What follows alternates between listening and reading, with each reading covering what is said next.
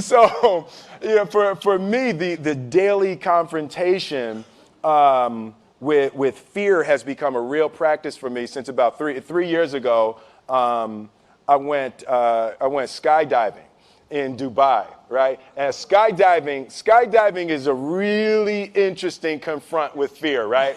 So I gotta stand up. I'm sorry, I gotta stand up. All right. So all your friends, what happens? You go out.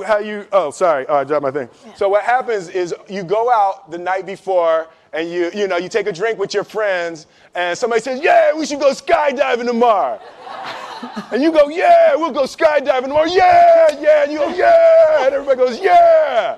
Right? And you go home and you by yourself, you're like, Right? And you're like, well, I mean, they was drunk too.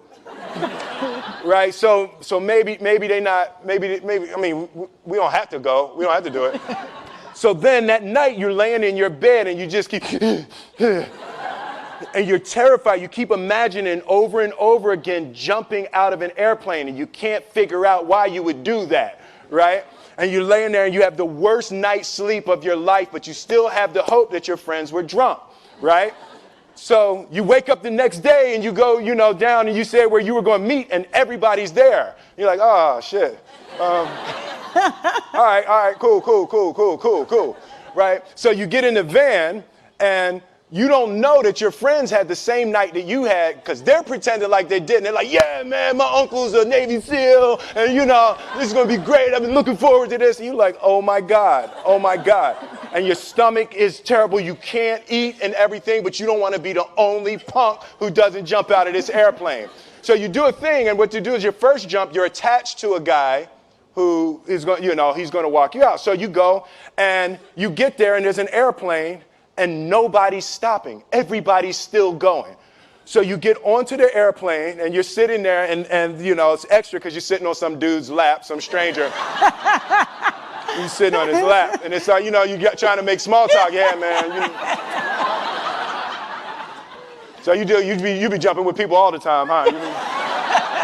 So everything's normal. So you fly and you go up to 14,000 feet, and you notice there's a light. It's red and it's yellow and green, right? So right now the light's red. So then you start thinking at some point the light's going to go green, but you don't know what's going to happen, right? And you wait and it goes yellow and the light goes green and somebody opens the door, and in that moment you realize you've never been in a freaking airplane with the door open.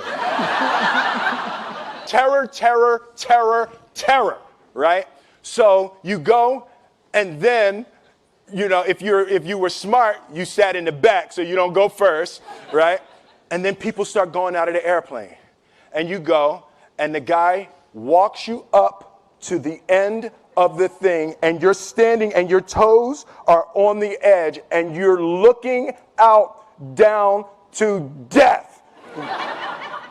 And they say, on 3.